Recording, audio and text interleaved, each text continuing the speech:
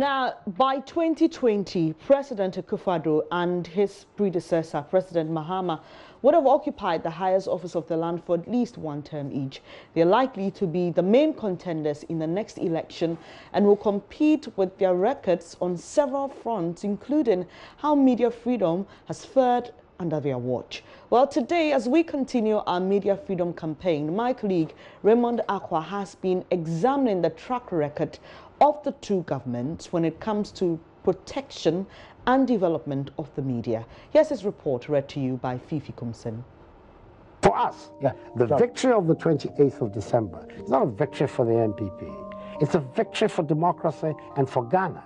That's a very much more important victory than the victory of whoever is temporarily for 3 or 4 years occupying the seat of power. I think Nana should tell this to Mr. Akufo. He was on Vibe today, and they asked him, if he would accept the outcome. And he said that if things were normal, then he should emerge as president.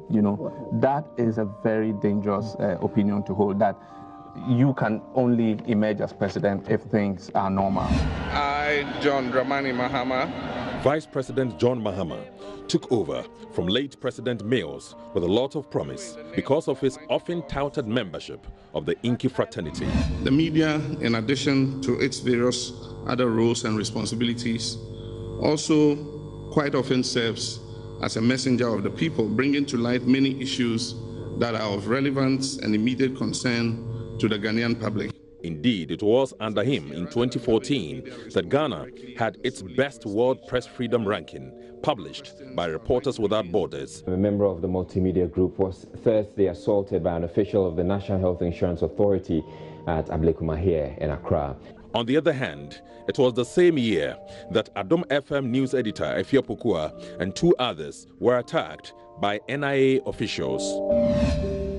Again, assault on a journalist by presidential staffer Stan Dogbe and murder of radio broadcaster George Abanga in September 2015 were cited as cases contributing to Ghana's drop in the World Press Freedom Ranking by the US-based Freedom House that year. For General Manager of the Chronicle newspaper, Ebo Kwanzaa, these were signs that the agents of the dark days were still lurking around. He is a communication expert, and I think he will want to promote media freedom. But as I said, some elements of the darkness who promoted the culture of darkness were still around.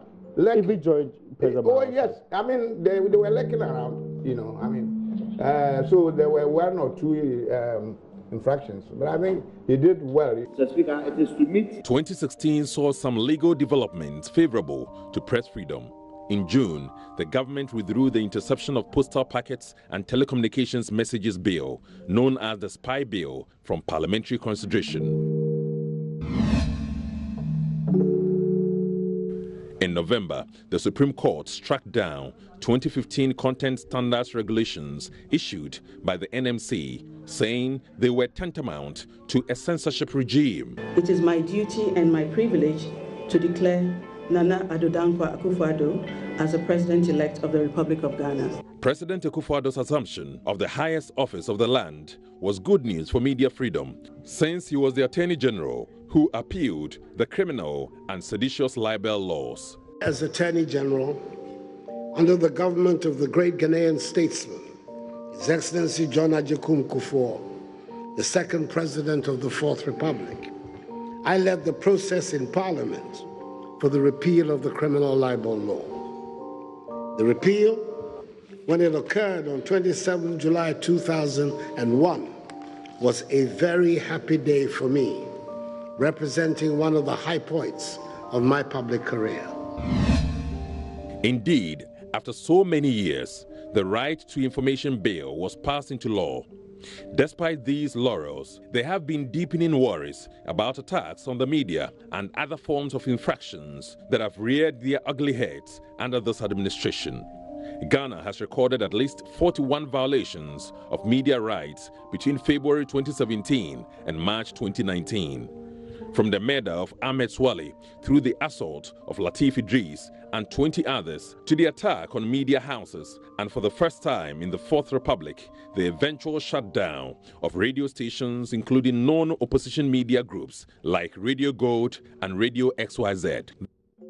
So they held you like this? Yes, so this way. And they asked me to sit. So I sat.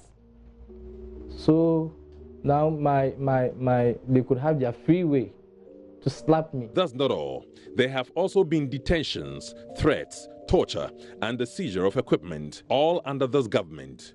These violations have prompted critics and champions of media freedom like Dr. Charles Rekubrobe and Harunata to predict a return to the culture of silence. It reminds me of a Dubois and his culture of silence. You know, the government of the party that believed in the rule of law and the freedom of speech and expression and Kabi and everything is inadvertently, because I have no evidence to suggest that it has taken specific decisions, but it's inadvertently recreating a culture of silence in Ghana. Because of the pressure he is under now, he may now sit up and see that, look, things are not going well, and then start letting his people, maybe he's not even the one, but his people, to start modifying their attitude to the media.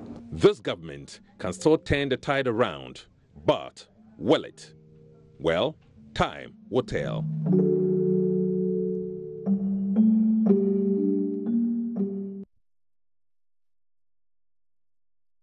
Defend Media Freedom campaign, this time round on the alleged assault on the graphic reporter Dela Russell Oklu. Well, we've just received a statement from the Glorious Wave Church International, and they are denying the allegations or claims made by the reporter. I'll just bring you extracts of that statement. Now, they say they wish to state their claims in a letter or statement, and this letter refers to the one released by the Tema Region GJA condemning the attack. And they say that the claims ostensibly made by Madam Russell Oklu about being attacked and molested by some church members during our Sunday service on the 4th of August is patently false.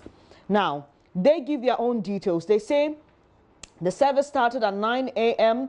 as it does every Sunday, and Madam Russell Oklu may have joined the service at some point after it started. However, they say she neglected to introduce herself as a journalist for them to offer her the same courtesies and protocols they offer all journalists who regularly come to their services and cover proceedings. Now, let me quote this. They say, indeed, GH1 TV came to church that same day and were well received. They left without incident after making their enquiries. If indeed Madam Russell Oklu was there to follow up for a reaction from our head pastor on a so-called protest march, as was claimed in the letter or statement, she did not make that known when she entered the church. They said instead she chose to begin clandestine filming, church members praying and giving offerings. And they say, given the growing global security issues associated with churches in our world today, church usher security and protocol at Glorious Wave are required to call out any suspicious behavior. And they're saying that one of the official church, I'm sure they mean photographers, but it's written photographs here, spotted her and drew her attention to the fact that such filming of the service without approval is unauthorized and not permitted. They say she refused to discontinue filming, and as such, some church ushers escorted her out of the ongoing service without ever touching her, although she was extremely belligerent. And once outside the auditorium, the usher sought to explain to her again that what she was doing was not allowed and that she would have to delete whatever she had filmed or taking still shots, of which she again refused to do. As the exchange was going on, Sakumono police personnel arrived. And the question is, what brought them there? Is that a usual routine? Do they usually go to the church on a Sunday?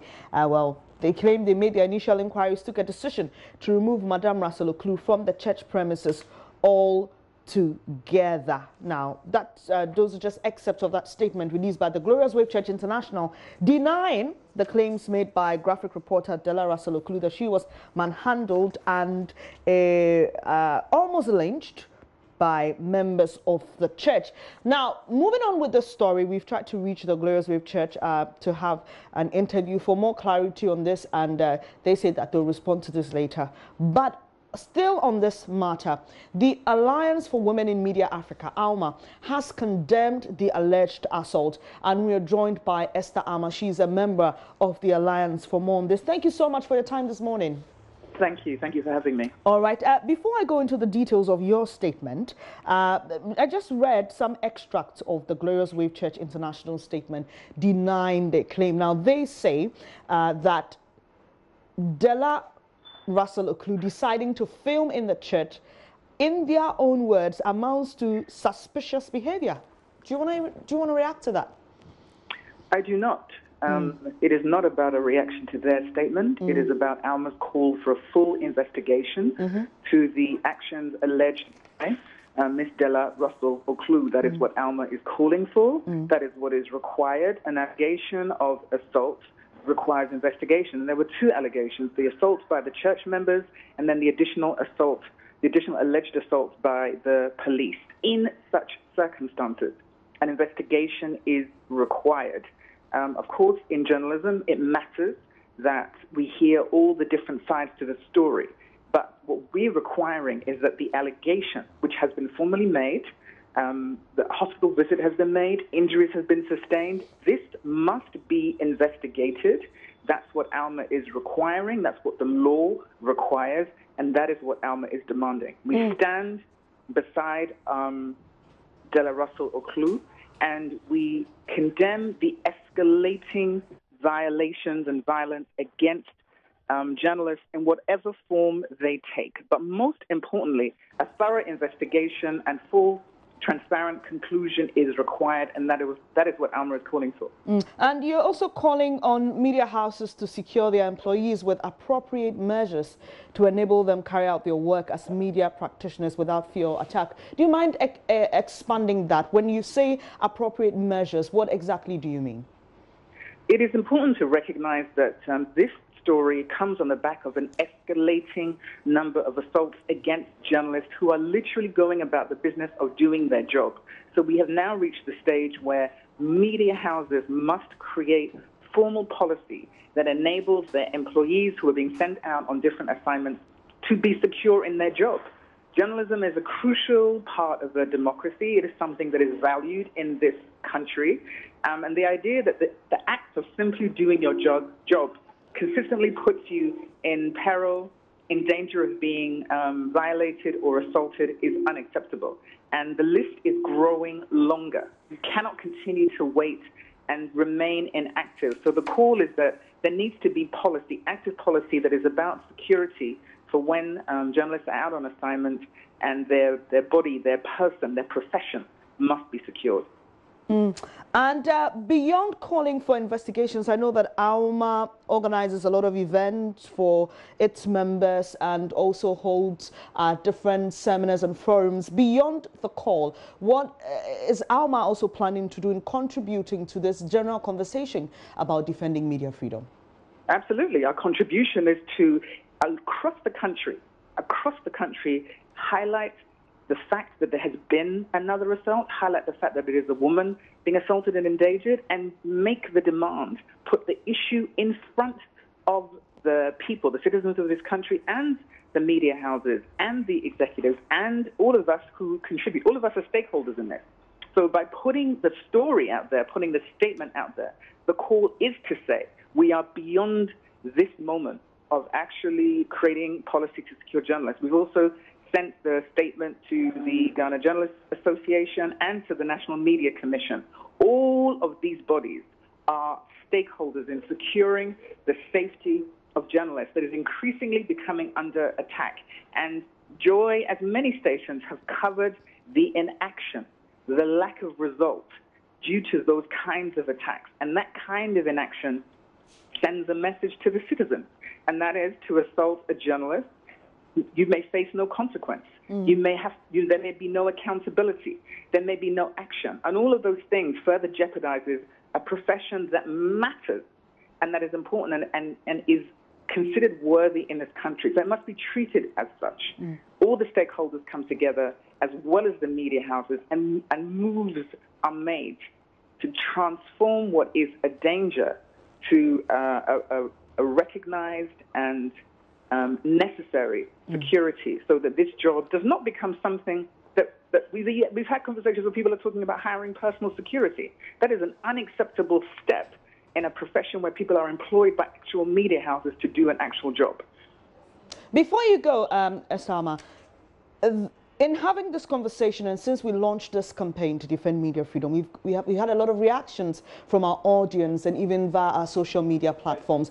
There's a section of the Ghanaian populace that thinks that some journalists are not being responsible, and this is affecting other colleagues in the workspace. In fact, we've had reactions to this. Even in the statement by the Glorious Wave Church, they talk about suspicious behavior, so probably justifying whatever it is, even though they deny the claim. I'd like you to react to this. Talk to Ghanaians who think that, look, journalists have also got to be responsible, and in a way justifying the deeds of some unprofessional journalists by attacking them. In every single profession, there will always be behavior or individuals who exhibit the kind of action that call into question what the profession stands for. The act of those individuals should not tarnish the need for the entire profession to be respected by a people. And so the idea that the entire profession should be punished for whatever people feel these individuals are doing is not the way that a democracy moves forward, and it is not the way that an entire profession should be treated. It's like saying that because of the actions of a certain number of people, then everybody should pay as a result. No, what definitely does need to happen is there does need to be security. There is no question the journalists must stand up for themselves. They're in the act of doing and performing their job, performing their profession, doing their duties. And the organizations that stand behind them, the Ghana Journalism Association, the National Media Commission, all of these organizations must also stand. There is documented records of this escalating number of attacks. And the idea that we use the problematic actions of a few to justify violating, disrespecting, or committing violence against those in their profession is deeply problematic. We are literally suggesting that criminality, which is what it is to assault someone, is a reasonable response to what people consider to be irresponsibility. That is not the way to move forward as a profession. That is not professional. And that is not the way that we secure the issues that need to be addressed. So let's take a different approach. The numbers tell the story. They're going in the wrong direction. They're escalating and not decreasing. There has been a consistent concern about the ways in which the police respond to such issues. Those are the things that we need to respond to. And again, in this instance, what Alma is calling for is a formal investigation, a transparent investigation, an action that needs to be taken as a result of what happened. Thank you very much for your time this morning. Esther Alma is member of the Alliance for Women in Media Africa, speaking about the alleged assault on graphic reporter Delaras Luklu. Well, the church has released a statement denying the allegation, but Alma is calling for thorough investigation into the matter. You're watching JoyNews Desk with me, Bernice Abubedu Lansa. Do stay with us just more shortly.